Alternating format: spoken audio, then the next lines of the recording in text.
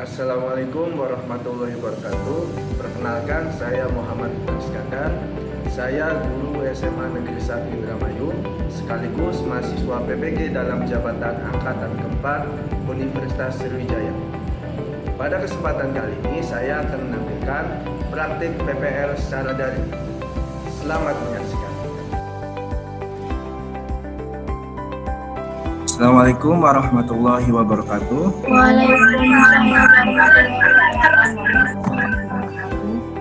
Ya, terima kasih ya atas kehadiran kalian. Alhamdulillah kita bertemu lagi dalam pembelajaran pendidikan Pancasila dan kewarganegaraan secara virtual ya. Silahkan cek dulu ya, mulai dari kuota, kemudian perangkat HP-nya ya sudah penuh belum baterainya, dan Sudah, Pak. sudah, alhamdulillah ya. Jadi perangkat kalian sudah siap, sudah ready ya. Baik, Bapak akan memulai proses pembelajaran melalui doa ya. Alangkah baiknya kita berdoa terlebih dahulu. Berdoa sesuai kepercayaan masing-masing. Mulai, selesai. Ya, terima kasih Adi ya setelah memimpin doa untuk teman-temannya, dan Bapak minta untuk yang lainnya juga tetap fokus ya. Tetap fokus ya. Kita akan memulai proses pembelajaran. Tadi dimulai dengan doa agar pembelajaran kali ini penuh berkah dan penuh manfaat untuk kalian. Amin ya rabbal alamin. Baik, Bapak akan mengecek kehadiran terlebih dahulu ya. Kemudian Inka ya, Windy Ayunda, kemudian ada Nafisa, ada Siska, Novita juga, Aisyah. Nah, silakan kalian klik di chat yang sebelah nih ya. Kan diklik bagaimana perasaan kalian siang hari ini ya. Silakan. Alhamdulillah baik. Oke, ya, galau. Siapa nih yang galau nih ya? Siapa yang galau ya? Nggak apa-apa. Tapi walaupun galau ya, cuaca seperti ini ya siang-siang hari ini, walaupun agak mendung, kalian tetap semangat ya. Baik, itu untuk kabar kalian hari ini. Nah, yang paling besar itu kan yang warna pink ya, ada alhamdulillah baik. Jadi kata alhamdulillah ini paling banyak diucapkan oleh kalian. Jadi secara umum berarti kabar kalian baik ya, walaupun cuaca siang hari ini mendung, kalian tetap semangat ya untuk memulai pembelajaran pendidikan Pancasila dan kewarganegaraan. Dan jangan lupa kita harus bersyukur ya, selalu bersyukur kepada Allah Subhanahu wa taala. Di Kabupaten Indramayu, yakni komoditas beras. Ya, sebagai lumbung padi, wilayah Kabupaten Indramayu banyak menghasilkan gabah atau beras. Bahkan untuk lingkup nasional, Kabupaten Indramayu termasuk nomor 1 penghasil beras terbaik. Itu motivasi hari ini. Jadi di Indramayu itu walaupun kabupaten kecil ya istilahnya ya di daerah di Indonesia itu ya, jadi memiliki potensi pertanian. Nah, potensi pertaniannya itu menjadi lumbung padi nasional ya. Jadi nomor 1 di nasional menyumbang kebutuhan beras di nasional. Jadi ketika kita kaitkan dengan diri kita ya, misalkan kalian tuh mempunyai potensi, kalian itu harus mengenali diri kalian ya. Potensi kalian itu seperti apa, kemudian kalian kembangkan melalui kegiatan-kegiatan atau cita-cita yang positif. Dan jangan lupa ketika tujuan kalian sedang di proses dicapai dan sebagainya, kita tetap meminta kepada Allah Subhanahu wa taala ya agar cita-cita kalian terwujud. Ada yang masih ingat nggak materi minggu lalu? Partisipasi politik warga negara dalam sistem politik Indonesia. Materi sebelumnya berkaitan dengan partisipasi politik. Baik, Bapak akan tampilkan sebuah gambar, tolong simak baik-baik ya, lihat baik-baik, amati. Nah, ada 3 gambar ya. 1 itu gambar ya, Bundaran mangga. bundaran mangga ya, bagus. 3 itu pariwisata, ekowisata mangrove yang ada di Karangsong, Pak. Ya, betul ya. Tadi yang disampaikan oleh Navinda juga, yang pertama itu berkaitan dengan ikon di Indramayu ya, bundaran mangga ya. Itu. Kemudian yang ketiga ada ekowisata Pantai Karangsong ya atau mangrove. Kemudian yang kedua itu pendopo Kabupaten Indramayu ya. Nah, materi yang akan disampaikan nantinya itu akan berkaitan dengan hal-hal tersebut ya, tentang daerah ya. Baik, Bapak akan menampilkan tujuan pembelajaran seperti apa ya dan kompetensi dasarnya.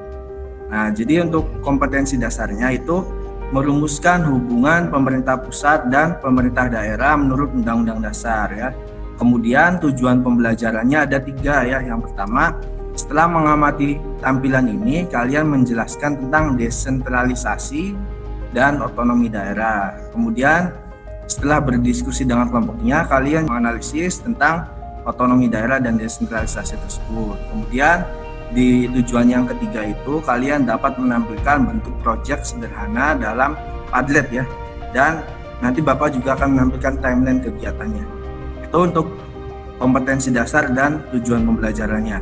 Kemudian untuk penilaiannya ada 3 ya. Yang pertama ada penilaian sikap, penilaian pengetahuan, dan penilaian keterampilan. Berkaitan dengan penilaian pengetahuan, ada di akhir nanti ada evaluasi ya. Ada evaluasi di Google Form.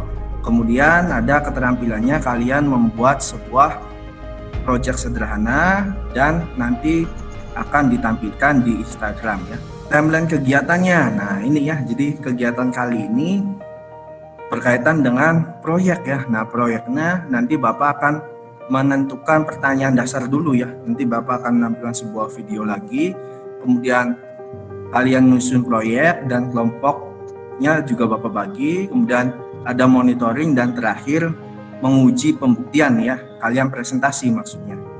Itu ya. Paham ya? Paham? Paham, Pak. Ya, siap belajar? Paham, Pak. Siap, Siap, Pak. ya? Siap. Ya, bagus ya. Sri Mulyani juga tak segan membeberkan jumlah kasus tindak pidana korupsi sebanyak 127 kepala daerah. Jumlah kasus korupsi itu tercatat dalam kurun waktu 2004 hingga 2021. Nah, itu ya video tentang kasus korupsi berkaitan dengan pemerintahan daerah. Nah, menurut kalian ya, pemerintahan daerah dipimpin oleh bupati, misalkan bupatinya terjerat kasus korupsi. Pemerintahan daerahnya akan berjalan atau tidak menurut kalian? Tidak, Pak. Tidak. Tidak, Pak. Tidak. Karena pemerintahan daerah tersebut ya, misalkan di Indramayu nih, bupatinya melakukan tindakan korupsi ya, tentu nanti akan berpengaruh kepada pembangunan daerahnya, seperti itu ya. Jadi antara tindakan korupsi dan pembangunan daerah mungkin ada korelasinya ya. Jadi nanti kalian akan di pertemuan kali ini, nanti kalian seolah-olah menjadi pemimpin ya, akan mengembangkan sebuah proyek tentang Indramayu ya, tentang otonomi daerah di Indramayu. Nah, di link tree-nya ini Bapak tampilkan dulu. Link tree-nya kan sudah ada bahan ajar nih ya, ada LKPD juga, dan ada proyek, dan terakhir ada evaluasi pembelajaran. Apa sih desentralisasi dan otonomi daerah? Desentralisasi itu yaitu penyerahan kewenangan dari pusat ke daerah, sedangkan otonomi daerah yaitu pemerintah daerah mengatur urusannya sendiri tanpa bantuan dari pemerintahan pusat. Ya, jadi bagus ya tadi yang disampaikan oleh Adi dan Elsa. Terima kasih ya Adi dan Elsa. Jadi otonomi daerah dan desentralisasi itu secara sederhananya ya, definisinya tadi sesuai ya, bahwa penyerahan urusan pemerintahan oleh pemerintah pusat ya kepada pemerintahan daerah atau kepada daerah otonom ya. Daerah otonom di Indonesia itu ada mulai dari provinsi, kabupaten, kemudian otonomi daerah ya, yaitu hak daerah. Misalkan Indramayu ya, mengatur tentang kekhasan di Indramayu atau pembangunan di Indramayu. Kemudian dalam pelaksanaan otonomi daerah diharapkan daerah itu akan meningkatkan kesejahteraannya. Siapa yang diuntungkan ketika sejahtera? Masyarakat atau pimpinan? Masyarakat. Ya, bagus ya. Jadi ketika sejahtera tentunya yang diuntungkan oleh tujuan otonomi daerah itu masyarakat secara umum. Kemudian, nah otonomi nyata ini ya berkaitan dengan potensi dan kekhasan daerah. Soalnya akan muncul kurang lebih 10 detik. Ya. Siap? 1, 2, 3. Ya, silakan masukkan di chat box.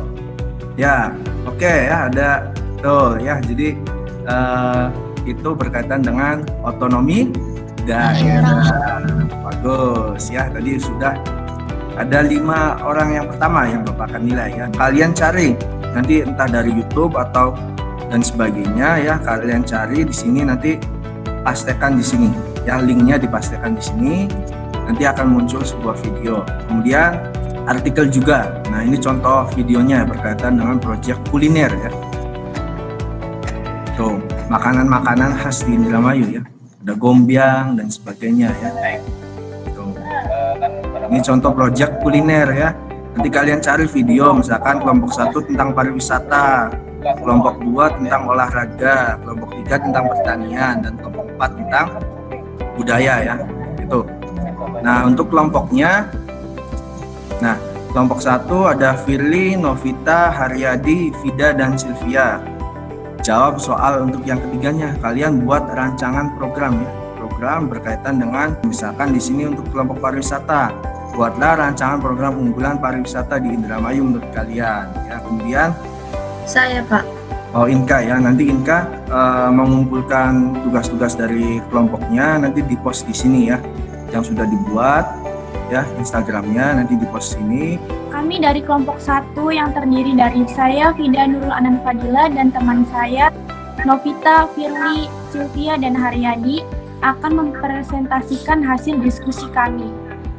Presentasi tentang potensi pariwisata di Indramayu yang akan dibacakan oleh Firly. Sebagai pencegah intrusi atau perembasan air laut ke tanah daratan, juga mencegah erosi dan abrasi pantai.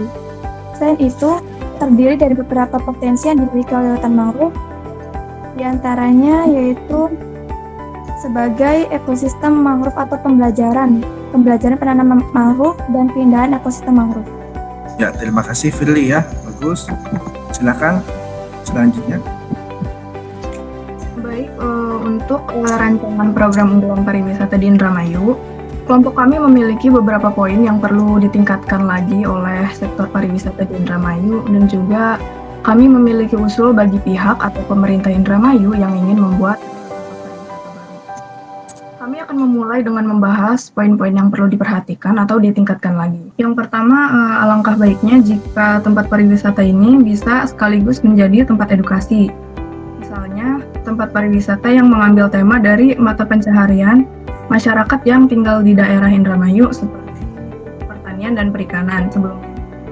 Baik, mungkin sekian presentasi dari kelompok 1 kami akhiri. Kurang lebihnya mohon maaf. Wassalamualaikum warahmatullahi wabarakatuh. Waalaikumsalam warahmatullahi wabarakatuh. Bagus ya, ada usulnya. Kemudian ada berkaitan dengan masalah ya. Di sana ada masalah kebersihan, kemudian terlalu banyak lahan kosong ya di Pantai Karangsong ya, berkaitan dengan juga akan menarik sebuah pengunjung ya. Jadi pengunjungnya makin banyak ketika tempat itu nyaman, asri, dan rindang. Bagus untuk kelompok 1. Nah, nanti kelompok 1 sambil menunggu kelompok lainnya mempresentasikan, kalian buat proyek lagi ya, nanti di minimal hasil sederhananya saja. Oke, kelompok 1? Siap. Ya, baik. Siap. Ya, terima kasih untuk kelompok 1 ya sudah menyampaikan presentasinya. Silakan siapa yang bisa menyimpulkan pembelajaran hari ini seperti apa? Ya, Elsa, silahkan Elsa. Menurut saya kesimpulan dan diskusi belajar hari ini berkaitan dengan desentralisasi dan otonomi daerah. Desentralisasi yaitu penyerahan kewenangan dari pusat ke daerah, sedangkan otonomi daerah yaitu pemerintah daerah mengatur urusannya sendiri tanpa bantuan dan campur tangan pemerintah pusat. Ya, bagus ya Elsa yang memberikan kesimpulan bahwa kesimpulan pembelajaran hari ini berkaitan dengan otonomi daerah ya dan desentralisasi ya. Nah, jadi hubungan desentralisasi dan otonomi daerah itu sangat berpengaruh ya. Ketika pemerintah pusat menyerahkan kewenangan kepada pemerintah daerah, maka pemerintah daerah melalui otonomi daerahnya melaksanakannya ya. Melaksanakannya tadi misalkan dengan cara otonomi yang seluas-luasnya ya. Otonomi nyata dan otonomi bertanggung jawab ya. Nanti kalian masuk di evaluasi pembelajaran ya. Nanti kegiatan ini akan dilakukan secara asinkronus ya. Jangan lupa LKPD-nya juga kerjakan ya. LKPD-nya itu sebagai tugas dan evaluasi pembelajarannya. Nah, ini evaluasinya. Tadi ya hubungan berkaitan dengan desentralisasi dan otonomi daerah itu seperti apa. Kemudian ada sebuah kasus juga kalian analisis lah, apakah tujuan otonomi daerah akan terhambat dengan adanya kasus korupsi yang melibatkan kepala daerah. Ya, kemudian senang juga, seru juga ya. Yang poin kedua ya, seru peringkat kedua, kemudian senang juga ya, dan terakhir semangat belajar, mudah dimengerti juga. Nah, baik, alhamdulillah itu refleksi pembelajaran hari ini. Kalian juga nanti tetap menjaga prokesnya ya, tetap patuhi prokes. Kemudian dan minggu depan jangan lupa ya untuk materinya berkaitan dengan tadi ya tugas pemerintahan pusat dan daerah. Setelah melakukan pembelajaran, alangkah baiknya kita berdoa dahulu menurut kepercayaan masing-masing. Berdoa mulai. Selesai. Ya, terima kasih Haryadi sudah memimpin doa. Mudah-mudahan pembelajaran hari ini kalian dapat memperoleh manfaat dan menambah wawasan, dan jangan lupa tetap semangat belajar ya. Terima kasih. Wassalamualaikum warahmatullahi wabarakatuh. Waalaikumsalam warahmatullahi wabarakatuh. Waalaikumsalam.